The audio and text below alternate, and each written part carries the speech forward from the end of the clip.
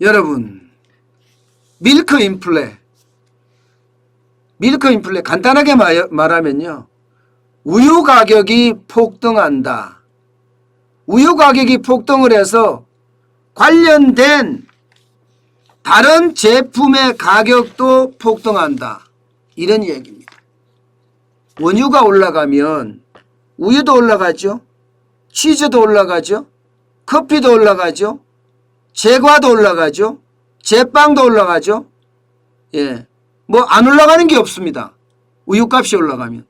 그런데 지금 우유값이 올라가고 있습니다. 여러분, 이거 한번 보세요. 이거 한번 보세요. 이거를 보면요, 우유 소비량은 의외로 말입니다, 우유 소비량은 떨어져요. 1인당 소비량은. 보시는 것처럼 2016년에는 이게 1인당 소비량이 27kg이었습니다. 그런데 2020년에는 26.3kg으로 오히려 우유의 소비량은 떨어집니다. 그런데 가격은 올라가요. 가격은 리터당 922원에서요, 2018년에 926원으로 올라가더니 2020년에는요 947원까지 올라갔어요. 지금이 947원이에요. 그런데 지금 또 올리려고 합니다. 또 올리려고 해요. 왜 올리려고 할까요? 사료값 엄청 들어갔죠. 인건비 장난 아닙니다. 요즘 목장에 일하는 사람들이요, 외국인들이 주로 일했는데 없어요.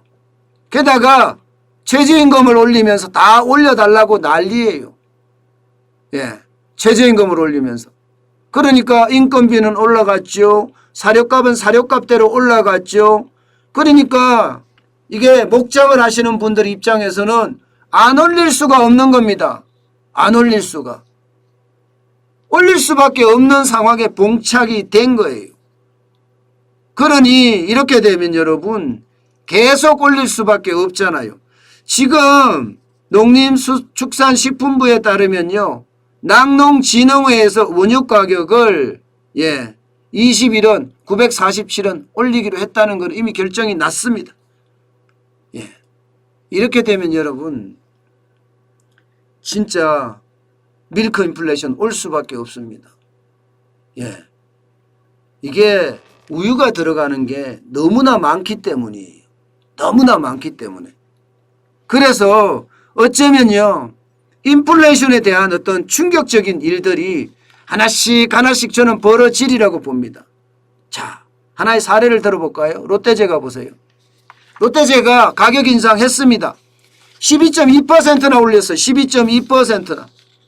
12.2%는 두 자리죠, 여러분. 두 자리는 일반적으로 물가를 올릴 때 이거는 거대 인플레이션으로 가는 거예요. 거대 인플레이션으로. 웬만한 거 다 올린다는 거예요. 카스타드 3,000원에서 3,500원으로 올립니다. 여러분, 바다 코코넛 아시죠? 롯데제과에 이것도 올리고, 제크도 올리고, 야채 크래커도 올리고요, 하비스트도 올리고요. 참 좋아하는 것들 다 올리네요. 그죠? 게다가 와플메이드 이런 것도 올립니다. 3,600원에서 4,000원을. 야, 과자 하나에 이제는 뭐 4,000원 됐으니 뭐. 꽃갈콘 같은 경우는요, 가격은 동결시켰습니다. 그런데 중량을 줄였어요. 72g에서 67g으로. 그럼 사실상 인상한 거죠.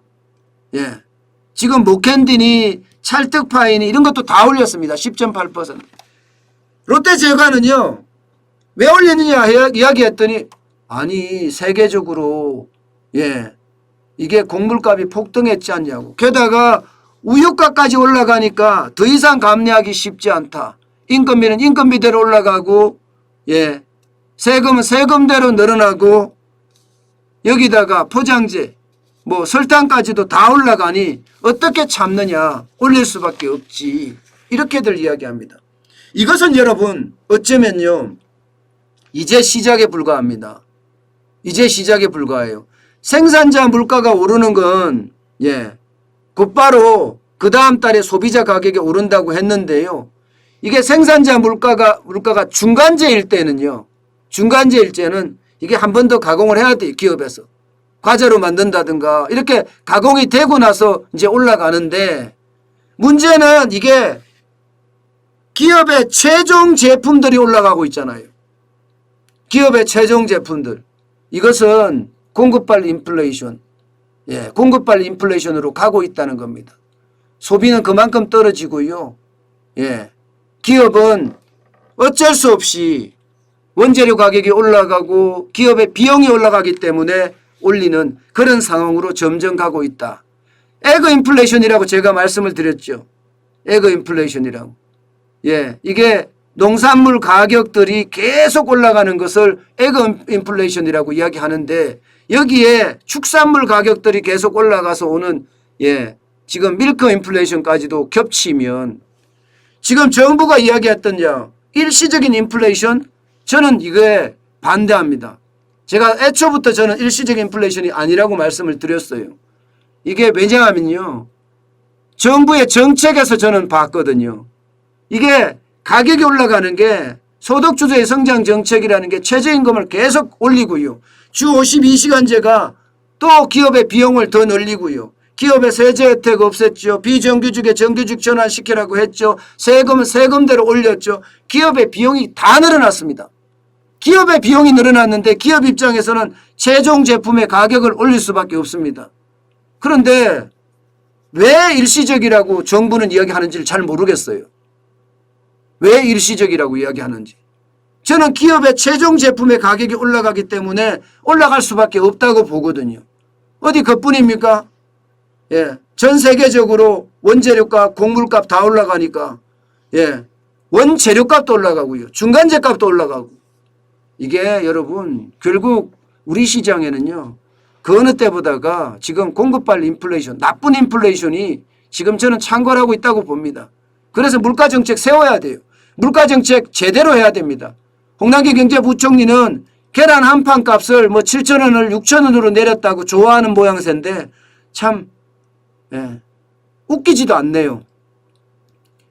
계란 한 판 값을 7,000원에서 6,000원 내린 게 무슨 그게 큰 대수입니까? 정부가 가서 유통업자들 팔 비틀어 갖고 이게 낮춘 건데 그게 낮춘 거예요? 예, 여러분 솔직히 옛날 독재 시대 때도 물가를 그렇게 낮추라고 이야기는 안 했어요. 독재 시대 때도.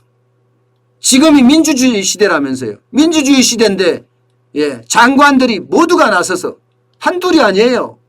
예, 산업통상자원부 장관 나섰죠. 중소벤처기업부 장관 나섰죠. 기획재정부 장관 나섰죠. 심지어는요. 공정거래위원회 위원장까지 나서서 예, 계란에 대해서 이게 가격이 잘못됐는지 담합했는지 안 했는지 이거 조사한다 그러면서 때렸어요. 그러면 유통업자들 입장에서는 어떻겠어요? 유통업자들 입장에서는 아 뜨거워라 합니다. 그럼 가격 내리는 거예요. 그렇게 강제적으로 가격을 내려놓고 그것을 마치 말입니다. 여러분. 예, 뭔가 큰일을 한 것처럼 이야기하는 자체가 지금 우리 물가정책도 부동산 정책처럼 박살나고 있다. 저는 그렇게 솔직히 해석하고 있습니다. 그만큼 물가는요. 여러분 굉장히 위험한 수순으로 가고 있는 겁니다.